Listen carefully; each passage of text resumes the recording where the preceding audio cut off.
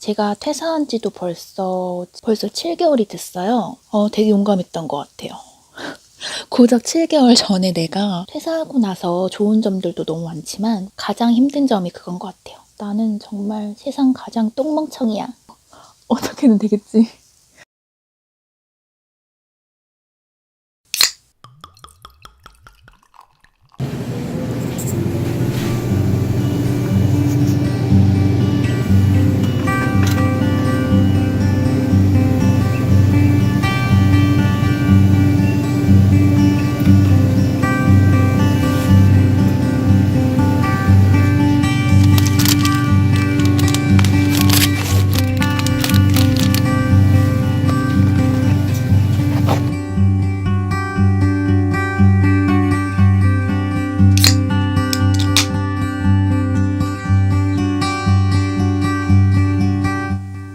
원래 제가 술을 되게 잘 못 마시고 별로 안 좋아하고 맛도 잘 모르는데 가끔은 좀 땡길 때가 있어요.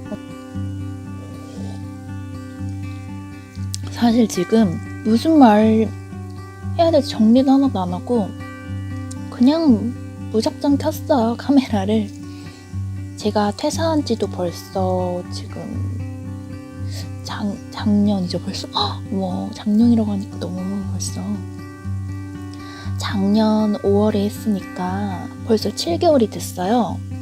7개월 전과 지금과 확실히 퇴사하기 전에 제가 했던 생각들보다 훨씬 더 어려운 일이구나 라는 거를 최근에 좀 많이 느끼고 있긴 해요. 딱 그 퇴사를 결정하고 회사를 정말 실행에 옮기기까지, 그때까지는 되게 자신만만했어요. 사실 회사 생활 말고도 할 수 있는 일이 너무나 많다고 생각을 했고, 지금 생각해보면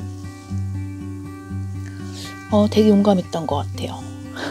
고작 7개월 전에 내가 너무 용감했던 것 같아요. 그 얼마 되지 않는 월급인데 그 돈을 회사가 아닌 나 혼자의 스스로 힘으로 벌어야 된다는 게 생각보다 녹록지가 않구나, 생각보다 굉장히 어려운 일이구나 라는 걸 많이 느끼고 있고요. 그리고 세상에는 정말 나보다 잘난 사람들이 너무 많다는 걸 너무나 많이 느끼고 있어요, 요새. 원래는 유튜브를 시작하기 전까지는 제가 막 유튜브에서 검색을 해서 누구 거를 보고 이런 게 하나도 없었거든요. 근데 아무래도 유튜브를 시작하다 보니까 많이 보고 있는데요. 정말 세상에는 왜 이렇게 정말 손재주가 뛰어난 사람도 많고 센스가 뛰어난 사람도 많고 너무나 별거 안 해도 매력적인 사람들도 많고, 그 전에 회사에 있을 때는 약간 학교 같은 느낌이었던 것 같아요. 학교에서 전교 등수로는 내가 한 100등 정도 하면 이 정도면 괜찮다, 공부 잘하고 있어, 나 좀 잘하는 것 같아, 이렇게 생각을 하다가도 전국 등수를 보면 내 위에 그렇게 수많은 사람들이 있다는 거에 놀랄 때가 있잖아요. 약간 그런 느낌인 것 같아요. 회사에 있을 때는 어떻게 보면 작은 집단이잖아요. 작은 집단 안에 있으니까 머리로는 알고 있어도 직접적으로 느끼지는 못했는데, 직접 나와서 체감을 하고 실감을 해보니까 와, 정말 세상에는 너무 머리 좋은 사람들도 많고 너무 대단한 사람들이 너무 많다, 이런 거를 너무 느끼는 거예요. 그래서 가끔 좌절할 때도 있는 것 같아요. 그러니까 퇴사하고 나서 좋은 점들도 너무 많지만 가장 힘든 점이 그건 것 같아요. 하루는 굉장히 막 긍정적인 기운으로 막 에너지가 뿜뿜 넘쳐서 그래, 난 할 수 있어, 내가 열심히 하면 난 할 수 있을 거야, 그래 막 이러다가 그 다음날이 되면 나는 안 될 거야, 나는 정말 세상 가장 똥멍청이야, 이게 계속 반복이 되는 거예요. 그게 제일 힘든 것 같아요. 자꾸만 확신이 사라지는 거. 처음에는 굉장한 확신에 휩싸여서 시작했던 일임에도 불구하고 그런 게 가장 힘든 것 같아요. 그래도 만약에 지금 다시 시간을 돌려서 내가 퇴사를 할까 말까 하는 그때로 돌아간다 해도 저는 분명히 퇴사를 결정할 것 같긴 해요. 다만 지금은 약간 저의 미래가 불투명한 상황이라서 좀 불안한 마음이 있는 것 같아요. 약간 남들 보면 나는 이렇게 뭔가 하나를 얻기가 너무나 힘든데 남들은 어떻게 그렇게 다들 나만 빼고 잘 되는 것 같은 느낌이 들 때가 있어요. 유튜브를 보더라도 어떤 사람은 정말 나보다 한 지도 얼마 안 됐는데 벌써 막 많은 사람들이 구독을 해주는 사람들도 있고 그런 거랑 비교하지 말아야지. 나는 그냥 나만의 길을 가는 게 맞다는 걸 저도 머리로는 알고 있는데 막상 제 입장이 되면 그래도 계속해서 비교하게 되고 비교하면서 좌절하게 되고 계속해서 그런 게 있는 것 같아요. 얼마 전에 저는 약간 조금 마음이 울적해지거나 제 스스로한테 뭔가 확신이 없어진다거나 뭔가 살아갈 에너지가 고갈됐을 때 그럴 때 책을 보고 좀 힘을 얻는 편이에요. 얼마 전에 읽은 책이 있었는데 결정이라는 책을 읽었거든요. 그 책의 작가가 심리학을 전공했는데 졸업할 때쯤에 포커 플레이어로의 기회를 우연히 얻게 돼서 포커 플레이어로 한두 번 하다 보니까 성과가 잘 나오고 그래서 그게 10년 동안 이어지고 그동안에 뭐 많은 챔피언도 거머쥐고 그랬던 분인데 그분이 본인이 전공이 심리학이잖아요. 그래서 심리학과 포커플레이 할 때의 어떤 결정 방식 그런 것들을 결합해서 책을 내신 거예요. 저는 기대 없이 그냥 샀다가 책이 너무 좋더라고요. 거기서 나온 내용 중에 한 가지 제 마음에 제일 꽂혔던 부분을 잠깐 말씀을 드리면 미국에서 어떤 야구 경기가 있었대요. 야구 경기가 있었는데 제가 야구를 잘 몰라서 만약에 A팀과 B팀이라고 해요. A팀과 B팀이 있는데 A팀이 이기고 있었어요. 한참 이기고 있었는데 감독이 투수 교체를 한 거예요. 투수를 교체하면서 상황이 역전돼서 B팀한테 역전패를 당했어요. 당연히 그걸 본 많은 팬들, 뭐 언론들, 많은 대중들 다들 그 감독을 욕했죠. 감독이 자질이 없다 하면서. 그런데 그 작가는 그 상황을 다르게 본 거예요. 그 대중이나 언론이나 어떤 결과 중심주의적인 그런 오류에 빠져 있다. 분명 자기가 분석했을 때는 그 감독이 투수를 교체했던 결정은 굉장히 합리적인 결정이었던 거예요. 그 상황에서의. 그 상황이라면 반드시 할 수밖에 없었던 결정이었는데 그럼에도 불구하고 과정은 굉장히 좋았으나 결과가 나빴기 때문에 무조건적으로 과정까지 잘못됐다라고 비난하는 그런 결과 중심주의가 굉장히 문제라고 말을 해요. 그게 포커플레이에서도 적용이 되는 게 포커플레이 같은 경우는 굉장히 변수가 많잖아요. 체스나 다른 게임들과 다르게 변수가 너무 많다 보니까 우리 인생이랑 되게 비슷하다고 말을 해요. 저도 그거에 되게 공감을 하고 왜냐면 자기가 아무리 실력이 있다고 해도 능력이 있다고 해도 언제든 질 수도 있고 이길 수도 있는 그런 세계잖아요. 그리고 현실 세계, 우리가 사는 세계도 마찬가지로 아무리 내가 능력이 있고 실력이 있다 해도 그만큼 보상을 받지 못할 수도 있고 내가 뭐 실력이 없고 뭐 노력이 없어도 운이 좋아서 굉장히 잘 되는 케이스도 있고 포커플레이 할 때도 그런 결과 중심주의를 갖게 되면 굉장히 부정적인 결과를 낳게 된다는 거죠. 왜냐면 만약에 내가 정말 합리적인 결정이 아니라 우발적으로 한 결정이었는데 그 결정에 의해서 결과가 굉장히 좋게 나왔어요. 근데 그 과정에 그 사람이 했던 결정이 그렇게 좋은 결정은 아니었단 말이에요.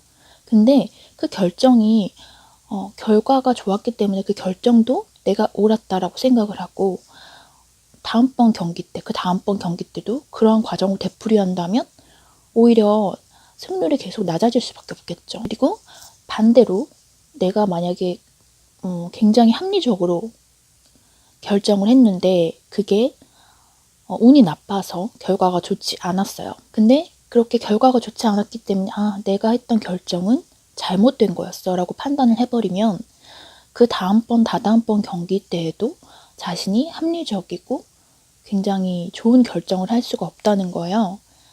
그래서 그거를 판단하는 게 굉장히 중요하다. 그리고 인생에서도 똑같이 적용이 되는 것 같아요. 아무리 결과가 나빴다고 해도 자신이 했던 결정이나 어떤 과정까지 다 싸그리 했으면 안 됐을 것. 다 이렇게 부정적으로 매도해버리면 그 다음번에도 그 다다음번에도 자신의 결정에 확신이 없어지겠죠. 아무래도 어쨌거나 그게 결과가 뭐 좋든 나쁘든 내가 가진 결정에 일단 1차적으로 확신이 있어야 되는 것 같아요. 확신이 없다 보면은 본인의 결정에 확신이 없으니까 열심히 하지 않게 되고, 그래서 결과가 나쁘면 역시 그 선택은 잘못된 선택이었어. 근데 다르게 생각해보면 자신의 결정에 굉장히 큰 확신이 있었다면 그 확신을 밀어붙이기 위해서 굉장히 큰 노력을 했겠죠. 그러면 조금 더 성공할 확률도 더 높아지겠고, 그렇게 열심히 했는데도 성공을 못할 수도 있겠지만요. 벌써 얼굴 빨개졌네. 얼마 전에 또 기사를 하나 봤거든요. 어떤 외국 기사였는데 회복 탄력성에 대한 얘기였어요. 회복 탄력성이란 게 뭐냐면 좋지 않은 환경에서 태어난 사람들 중에서 소수만이 성공을 했어요. 약간 우리나라로 치면 개천에서 용난다? 뭐 그런 거죠. 그리고 그 사람들을 분석해봤더니 그 사람들은 회복 탄력성이라는 게 굉장히 컸다고 해요. 회복 탄력성이란 게 뭐냐면 어떤 뭔가가 실패하거나 뭔가 좌절할 일이 생겼을 때 그거를 극복하고 다시 일어날 수 있는 힘. 저는 인생에서 그게 제일 중요한 것 같아요. 회복 탄력성. 정말 세상에는 다른 사람들이 보기에 정말 별거 아닌 것들로 굉장히 크게 좌절하는 사람도 있고, 남들이 봤을 때 와, 어떻게 저런 일을 겪고 저렇게 밝게 지낼 수 있을까? 이런 사람들 있잖아요. 사람들이 누구나 이제 힘들었던 기억이 없는 사람은 없죠, 거의. 누구나 힘들었던 기억은 있는데 그걸 어떻게 딛고 일어나느냐가 제일 큰 힘인 것 같아요. 인생을 살아가는 힘. 제가 한때 성공한 사업가들의 성공한 요인 이런 거에 관심이 많았어가지고 많이 찾아본 적이 있어요. 근데 지금 그렇게 성공한 사람들도 누구든지 한 번에, 물론 있긴 있겠지만 거의 대부분이 한 번에 성공하는 경우는 드물더라고요. 일단 도전을 해보고 실패해도 다시 일어나고, 오뚜기처럼 다시 일어나서 또 해보고 실패해도 또 다시 해보고, 그렇게 여러 번 시도해본 사람들만이 성공하게 된 경우가 많더라고요. 뭐 그게 사업뿐만이 아니라, 사업이나 뭐 돈벌이뿐만이 아니라 어떤 뭐 인간관계에서든 아니면 다른 어떤 사람들이 살아가는 모든 삶의 방식에 있어서 쓰러져도 다시 일어나고 다시 힘을 내고, 그런 것들이 제일 중요한 것 같아요. 분명히 저처럼 퇴사를 하고 힘든 순간을 겪고 계시는 분들도 많으실 거고, 퇴사를 고민하고 계시는 분들도 많으실 거고, 제가 제일 자주 하는 말이 그거거든요. 어떻게든 되겠지. 어떻게든 되겠지. 그게 제 인생의 모토예요. 어떻게든 되겠지. 나도 모르겠다. 에라 모르겠다. 얼굴 터질 것 같아. 여러분, 어떻게든 되겠죠. 어떻게든 될 거야. 이제 2019년도 됐잖아요. 그러니까 어떻게든 될 테니까 그냥 뭐든 해요, 우리. 그게 뭐든. 그럼 되지 뭐. 먼 훗날에 이 시기를 돌아봤을 때, 내가 그럴 때도 있었지. 그렇게 힘든 순간도 있었지. 그 순간을 딛고 내가 지금 이렇게 됐어. 난 너무 대단해. 난 너무 자랑스러워. 잘했어. 이렇게 말할 수 있는 순간이 오기를 기대하면서 모두들 화이팅. 화이팅 합시다.